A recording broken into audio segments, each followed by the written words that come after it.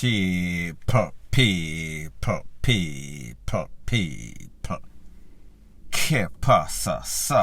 Say what they do. Welcome to Crime Time News, where the difference is in the meds. Call it news with a buzz. On many occasions, I've done videos, and when I look in the comment section, there's always a comment that keeps repeating itself. It always says, that is why crime, K-I-L-L-I-N-G, cannot done. And people, they are usually referring to people that feel as if they were done unjustly. So therefore, they have to take things in their own hands. Because the persons that you thought that are the relevant authority, meaning the politicians, meaning the popo, have done the people of Jamaica very wrong. So therefore, they have taken things in their own hands. Now people, if we think about our present Prime Minister, Andrew Holness, and what he did, and the ambitions and aspirations that he had before he actually was the PM. Take a look at this picture that is on your screen. This man is claiming that, listen, we are going to pay our politicians minimum wage until they can prove that they are worthy of the pay raise. However, people, as soon as these people get into power, their stance has changed, polar opposite for the worse. So therefore, that was a picture of Andrew Holness pre-2014, before he was elected, before he became the Prime Minister of Jamaica. This is how most politicians feel about the people of Jamaica once they get in power. Take a listen, take a look. Thank you so much. Thank you for being so dumb. Now people, remember I said that the theme of this video is, this is why crime can't done. This is why people lose their life in a very unjust way in a Jamaica. Because it seems as if persons back are against the wall. It seems as if the persons that we give this position of trust, all they do is violate our trust. All they do is like most politicians for the last 4 or 5 decades do. They go in, them rob, them scrape, and them cut. And they retire somewhere in Florida with some big houses, big cars, and millions of dollars, meaning United States funds that is. So that is why most persons that you see always use this as an excuse for their justification of their criminality, because they see that the Prime Minister, the people who are supposed to be morally and ethically right, they are also chopping the line. They are stealing millions of dollars. And when they are asked, they are not accountable. They are not responsible. The best thing that they are going to do is insult our intelligence. So therefore, they are barefaced. They are brawling with the chopping, and they don't give a RATSASS. We've seen that with the SSL, where in excess of 9,000 people, including Usain Bolt, lost millions of US, millions of Jamaican dollar, billions of dollars totally. And then we see it once again with this new pay hike as it pertains to MPs, parliamentarians, politicians, the Prime Minister, Rete, Lele, everybody and them muma get a raise, except for the persons that need it and the persons that work the hardest, meaning public sector and private sector workers. So people, this video is to clarify and give you some more information, and for those of you people that don't know what has been going on. The judges in Jamaica got a significant raise in excess of 100 to over 200%. The mayors in Jamaica also got a significant raise. Those pictures are on your screen. And most importantly, the Prime Minister, the Deputy Prime Minister, and other politicians. Parliamentarian also got a significant raise. Now, the thing is that this applies across the board, meaning PNP and JLP, it applies to both of them. However, we've seen that persons from the PNP are trying to distance themselves as if they are not also the beneficiaries of this FUCKRY, this pay hike or pay heist, as it is better described. Now, people, the Prime Minister of Jamaica, Andrew Holness, he is said to make in excess of $28 million in the next 2 or 3 years or so. Now, people, I am going to show you a graph. If you look at your screen, that screen shows you the difference in pay from the Prime Minister of Jamaica, the Prime Minister of Trinidad and Tobago, and also the Prime Minister of the Bahamas. Trinidad and Tobago's dollar is significantly higher than Jamaican's dollar. Don't know the amount, but I know it is probably 20 or 30 times better than the Jamaican dollar. That is just Trinidad and Tobago. When we talk about the Bahamas dollars is equivalent to a US dollar. If you go to the Bahamas, Nassau, Freeport or anywhere else, and you get back change, them can give you in a US, them can give you in a the Bahamian dollar. It is the same. However, when we look at the amount of money that our Prime Minister Andrew Holness is making, it says $28 million plus. When we look at the amount of money that the Prime Minister of Bahamas is making, it is $13 million plus. So therefore, the Jamaican Prime Minister is making at least double what the Prime Minister of the Bahamas is making. Remember, I told you Bahamas is on par with the United States, $1 for $1. In comparison to Jamaica, $154 to 1. So therefore, the Bahamas is doing 154 times better than Jamaica. However, the government of Jamaica, the Prime Minister of Jamaica, is getting double that. Now, I want you to take a listen at what the Information Minister, Mr. Robert Morgan, that is affiliated with the JLP, has he tried to justify the reason in some meeting that they had at the cabinet a couple of days ago, the reason as to why the raise or heist or hike is justified. He claims that it is some sort of new policy. People, take a listen, take a look. The structure that was outlined many decades ago said that ministers of cabinet should be $53 above permanent secretaries. Permanent secretaries got a significant increase, which reached a particular level. We did not interfere with the structure that was operating for the last 20 odd years.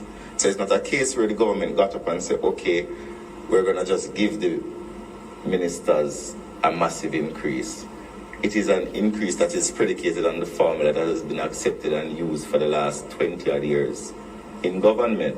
We're not celebrating an increase. The increase comes as part of a public sector transformation process. The excuse of not being paid well is off the table. What needs to happen now, and the Prime Minister was very clear about it, is that MPs and ministers, and I think on both sides of the aisle, now have an ultimate responsibility to demonstrate to the people of Jamaica, even more than they were doing before, that we're working for them. So when the press release said that they never had any discussions, that is actually not really true. And there's a reason why Julian Robinson said what he said yesterday. Because there was significant feelings among the opposition benches that they needed an increase, and there was anticipation as to what the increase is and when the increase would come into play. So the issue with the opposition deciding which is their real position is something that they're going to have to make a decision on. I cannot comment on that from this platform. Now, people, you hear what this man had to say. He claimed that this is because of some old policy. A policy that has been in for 2 decades or so, where it is stated that the permanent secretary just got a raise, so therefore they did not interfere. So therefore those politicians are supposed to make in excess of $50-something over what the permanent secretary makes. People, if there's a policy and that policy is SHIT, you can always do away with that policy. So therefore, this is no sort of excuse. The fact that you are claiming that this is some sort of public sector transformation, the last time that I checked, Jamaica is a poor nation. Jamaica is a third world nation. So therefore, if you're trying to justify the reason for the pay scale is that it is on par with the rest of the world. The rest of the world, especially places like Bahamas in the Caribbean or whatever you want to call it, they are doing significantly better than us. So therefore, we cannot compare with them. And if they are so progressive and they are getting half of what the Prime Minister of Jamaica is getting, what is your justification? And the next lame excuse that this mouthpiece for the JLP is using, he is saying that the politicians have been complaining for a very long time that they are overworked and they are underpaid. So therefore, now that they are going to get the money, they are going to be held accountable. They are going to be responsible. People, the last time that I checked, most of these politicians, most of these mayors, they are underperforming. However, they've been overpaid. So then they were grossly overpaid before based on their performance. Now they are going to be significantly grossly overpaid, getting double and triple what they got before in this heist. Now the next thing is that we've heard the PNP claiming, trying to distance themselves, saying that they were not a part of the negotiation process. They did not co-sign on this, and they are claiming that the JLP are very inconsiderate. They don't have any sort of conscience. However, based on what Mr. Morgan is saying, he was in consultation with members of the opposition. Mr. Morgan is saying that even you heard Julian Robinson, which is one of the spokespersons for the PNP, said that he was actually in agreement. He does not have anything or see anything wrong with this pay raise, pay hike, pay heist, as I call it. So people, that was a voice note based on some sorts of conference by the JLP and their rep, Robert Morgan. I want you to take a listen, take a look to what your finance minister, Mr. LIEJU, has to say as it pertains to them in consultation with the PNP, specifically Julian Robinson. He says everybody knew about it. As a matter of fact, they were eagerly anticipating, asking question, when is it going to be in effect? So therefore we can start to draw down on that excessive amount of pay for our lack of performance. So therefore, Robert Morgan says that the PNP knew, and now your finance minister is saying the same thing. They are verifying and validating it. He is also saying or claiming that the teachers and everybody that signed that wage agreement a couple of months ago, most of them are satisfied. People, do you believe that? Does that make any sorts of sense to you? Take a listen, take a look to what Mr. Nigel Clark has to say, and then I'll give my piece. I would have spoken to the opposition, spoke my counterpart, and my counterpart, he can speak for himself. but I don't think he relied on his own judgment. But I certainly would have spoken to him again, not listing the numbers and the numerals, but outlining the principle that the salaries for cabinet ministers will continue to be aligned with that of permanent secretaries. And I would have mentioned the salaries of permanent secretaries, which has been in the public domain since December. You accept that? I do accept that there are some. Okay, yes. so can you understand that those people then would be very angry hearing these salary increases? But Dale, I accept that there are some, but then just from my interactions, and you have to give me, I've interacted with a lot of people, in the union movement over the last year, and with employees, it would be a minority of persons who would be dissatisfied, and that is to be expected of a reform of this nature. A reform of this nature. Now, there's a saying that goes something like this: every thief is a liar, and every liar is a thief. When we listen to politicians, just like when we listen to lawyers, it is obvious that these people, it is in their genetic makeup to lie. They cannot help themselves. Don't know who is worse. Don't know who has any sorts of credibility, if any of them have any sorts of credibility, any at all. What makes it worse is that some of the excuses that they use, it seems as if is either they think that we are fuller than we look, they are trying to insult our intelligence, or maybe it is that they are fuller than we thought. Because when we listen to the excuse of Mr. Morgan, when we listen to the excuse of the Finance Minister LIEJU Clark, none of them make any sort of sense. Based on what Mr. Nigel Clark is saying, the pay is based on the scale, not in Jamaica, but overseas in general. Therefore, they are trying to get the best minds that money can buy. People, if we think about the best minds that money can buy, yes, maybe they can do their job. However, they realize whenever you're any sort of politician in a Jamaica, you pretty much get paid for nothing, none at all. You are not held accountable. You are not responsible for anything. If anything, you don't do nothing, and then you have a sense of arrogance because you feel as if you are entitled. It is the same that applies to here. This finance minister feel as if the politicians are entitled. So therefore him and the great minds in politics come together and they come up with some sort of diabolical plan that is also in their best interest.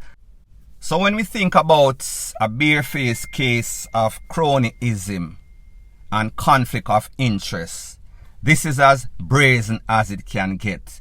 These people are showing you that they do not care. They are going to do what benefits them best and to the detriment of the country and other persons in the private and public sector that need this money. Them have to cry. It is as if people are pulling tooth. Forget them to do any sorts of justice for these other employees that need it the most and that are actually out here helping the country. As it pertains to these politicians, all they are doing, scraping and bringing down the country, thieving Alibaba and the 40 thieves. So if you are as observant as I am, you would see that the story is now coming to bump. And this is why they force the teachers, the doctors, the poor that got sold out by their representative to sign these new contracts.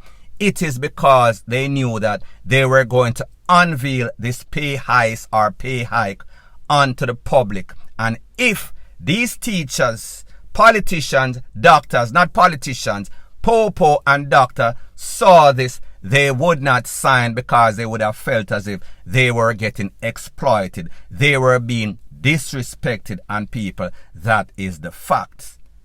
Now when you wonder, how did they come up with all this money all of a sudden? The reason is this. This is why they have the new Traffic Act.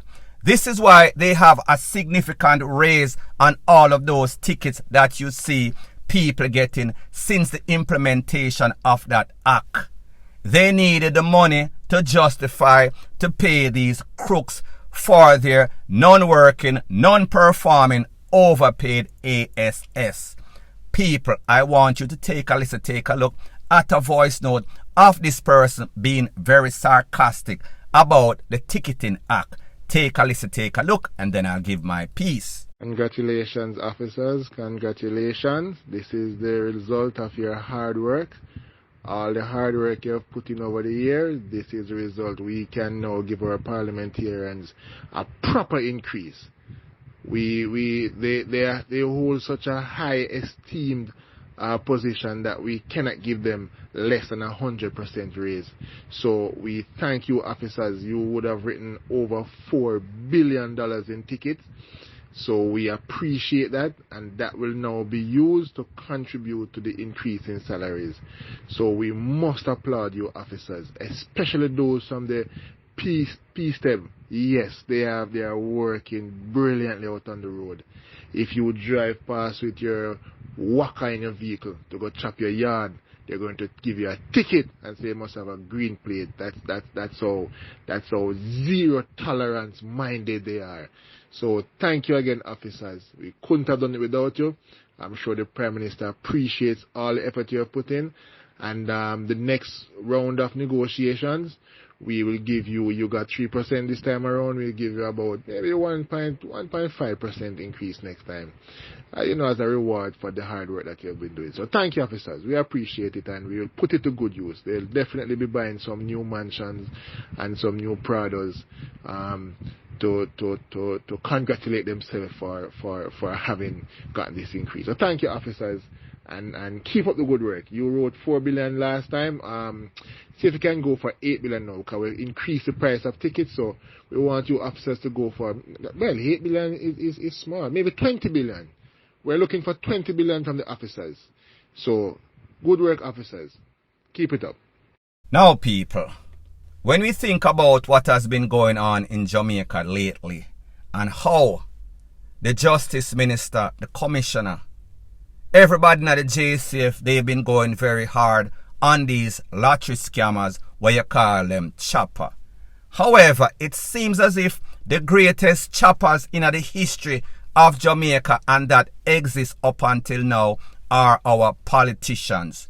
So therefore, if you did not realize, you've been used, you've been abused, you've been conned, you've been bamboozled by these politicians because they knew exactly what they were doing all along. They have no sorts of excuse. They have no sorts of remorse. They have no sorts of conscience. They are blatant. They are barefaced, and people, this is just a next example. So therefore, the next time that you go to the poll and you decide to vote, remember, you are encouraging the FUCKRY. You are facilitating it, point blank and period. So anyways, people, thanks once again for checking out my video. If you appreciate videos like these, please show your appreciation by liking, commenting, sharing, and subscribing to my channel. That is how YouTube promotes videos like these to like-minded, sensible persons like yourself. And last but not least, please subscribe to my next channel. It is called Jamaica Dancehall Source. I'll be putting the link in the description of this video. Bless up.